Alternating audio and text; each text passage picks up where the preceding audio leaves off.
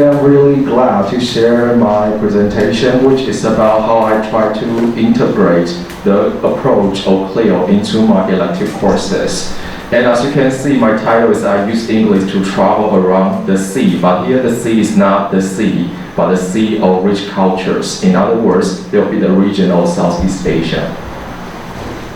Alright, so why do I have this kind of course in our school? Here I'd like to elaborate the school background a little bit. Because in our school, we have our students to take two sets of required courses. One is research methodology, the other is the second foreign languages. In other words, they have to pick up one second foreign language in their freshman year. They can pick up like French, German, Spanish, and also Japanese. In our school, we also try to incorporate Vietnamese and also Indonesia in our school.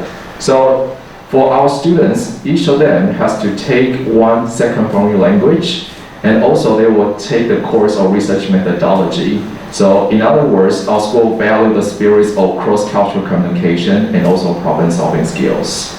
So based on this kind of school background, I decided to set up this elective course for my students. The reason why I put the elective course in the second year is because in their first year, they have learned the history of Taiwan already. So they have some better understanding of the colonial history and also decolonization in the cases of Taiwan. But here I try to put this kind of concept in a new region. In other words, they are all going to learn the process of colonization or decolonization in Southeast Asia. But basically the big concepts are the same, but just different cases and different examples. So in other words, they will have better understanding about this one. And so when you teach this kind of history again in English, they will have some better understanding of this one. And also in this course, as I mentioned, I try to incorporate history and also English learning together as well. And then in the end of the semester, they have to do a project. And the project course is also a time for them to review their research skills, which is also their required course in their freshman years. So overall, this course is not something new, but a time for them to revisit what they learned as a freshman. And in the second year, they can know this kind of content again, but in a new cases. So to elaborate this course, I try to pick out some key concepts from our English curriculum guidelines. So in terms of essential concepts, I pick up perspectives and planning and cultural literacy and also global issues. So based on these essential concepts, I try to develop three sets of inquiry questions in the course. The first one is, what are the factors that contribute to the development of Southeast Asia? And the second one is, how can we form a historical argument? So this part will be something about English learning. I try to teach them how to write an argumentative writing in English.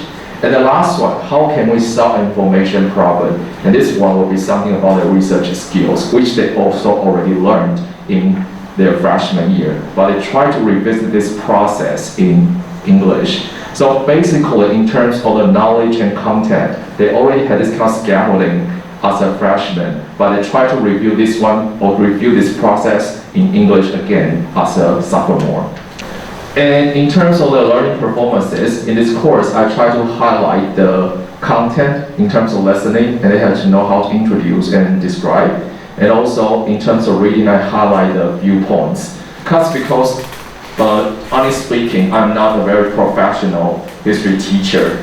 So while we are teaching history, our main focus is not about, I want to teach you the knowledge or content or information of history, but our highlight will be the critical thinking skills. So in my course, I try to help them read different kind of archives or letters or journals from those historical figures. And my focus will be they have to analyze and read those journals and try to find out what perspective they have behind those texts. And in terms of writing, at least they can express their ideas, and in the end they have to plan a project to be their final learning products. Right? So what might be the teaching idea that I would like to share here is that even though when you hear Clil, probably you'll be, oh, Clil is something really difficult, I don't have that kind of knowledge in other fields. But as a language teacher, probably we can try to adopt the approach of soft Clil. In other words, what we really value is the language learning in our classroom, but we use different kind of contents or information to help them and to guide them to experiment the learning skills they have their English courses. And in the end, I try to incorporate project for them to show their learning process. Then, here will be the teaching materials that I would like to share. So later I'm going to share with you a history textbook I bought from Singapore while I guided my students to have some presentation over there. And also, in this course, what I really value is the critical thinking skills. And then, we have this kind of big 6 skills in the end. Right, so this is the textbook I bought from Singapore. And when I flipped through this set of textbooks, I was really shocked at the very first. But I speaking before this, I never opened this book before. Until, alright, so I finally realized all these students kind of accidentally, they are all from the second foreign language courses or Indonesia and Vietnam. Then I think, if I want to have some English project, I should help them to make the connection between the second foreign language learning and what their research would like to do in this course.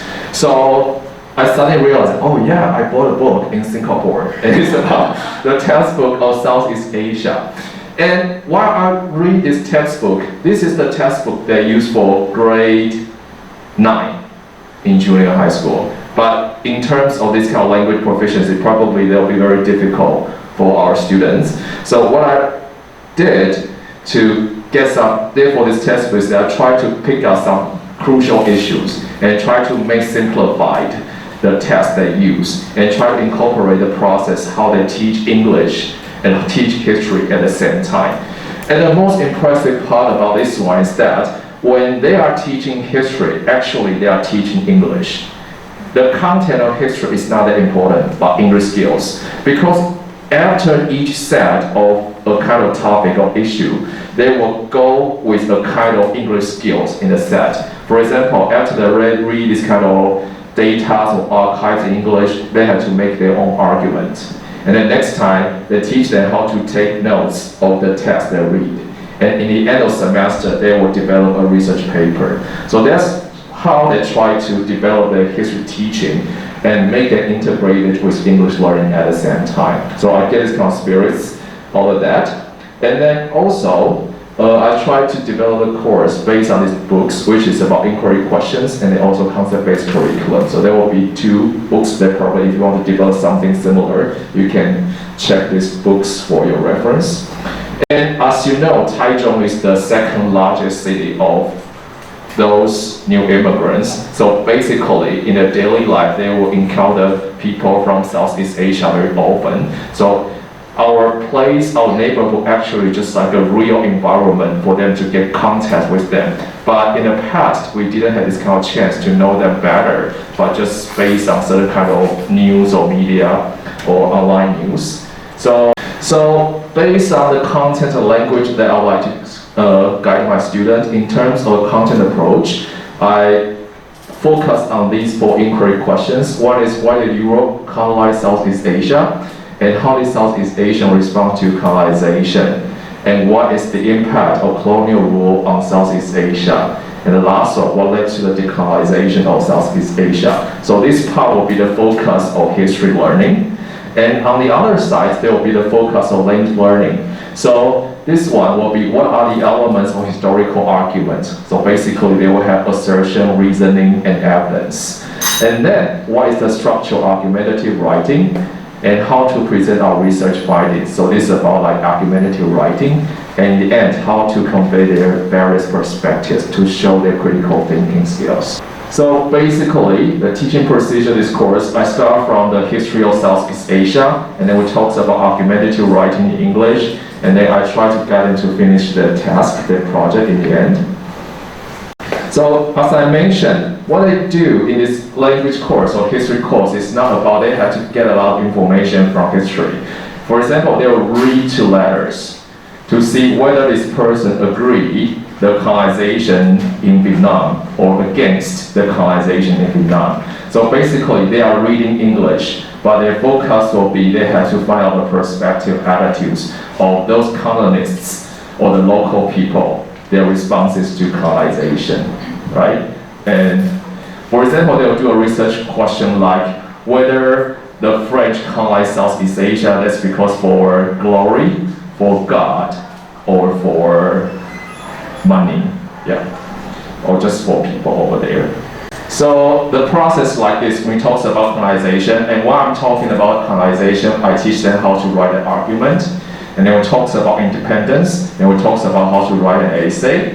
And after these two hard content or learning, we move on to guide them to walk around the neighborhood and to experience the Southeast Asia cultures here in Taiwan. And then they will start a project, and in the end, they will do their projects. So, because each year, this is the very third year I offer this kind of course in our school.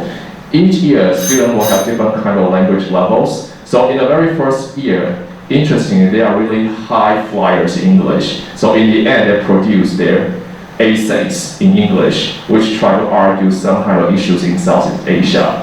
And for 1 year, they even have this kind of program in English and try to broadcast their music or like the kind of issues or topics in English and make it kind of programs online.